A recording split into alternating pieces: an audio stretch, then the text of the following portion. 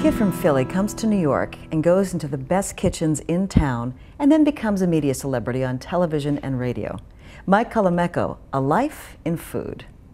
When I heard this was your first radio job, I was astonished because you're a natural, Mike. I mean, you really, just as you described the story to me now, you're very descriptive on the air, you speak easily, you relate a story very well. So going from television, where it's a visual medium, to radio, where you're making pictures and painting stories, how was that transition for you? I will tell you the funniest, well, you'll tell me if you think it's funny, but it's almost like the Hungover Show again. Arthur Schwartz did this show for years on WOR, Food Talk, really sort of invented the brand, if you will.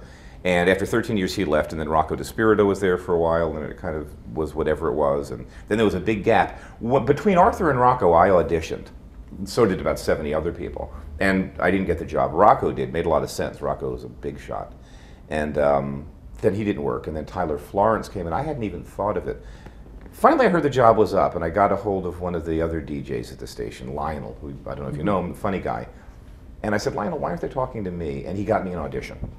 So, came in to New York early in the morning from Cape May.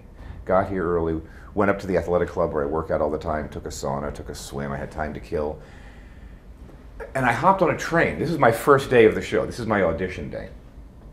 I hop on the N train that used to stop downtown when I used to take it from uptown. Well, now the N train goes to Brooklyn. I didn't know that. So it stops at Canal, and then it goes quiet for a while. And next thing I know, we're crossing the East River, and I'm looking at my watch going, oh, this is really bad.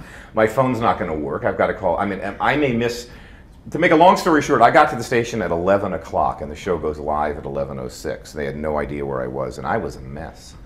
But the light went on air, and we did a show, and it was a great show. And so I thought, wow, if I could do this with a gun to my head. I mean, I was sitting in that train, and I got off at Flatbush, and I had to run over the platform to take and I was just getting me back to Manhattan. I actually, this was like Kafka-esque, and you can't call them to tell them. And I thought, this is great. Here you have this shot at this great radio show, and you took the wrong train. Nice job, pal.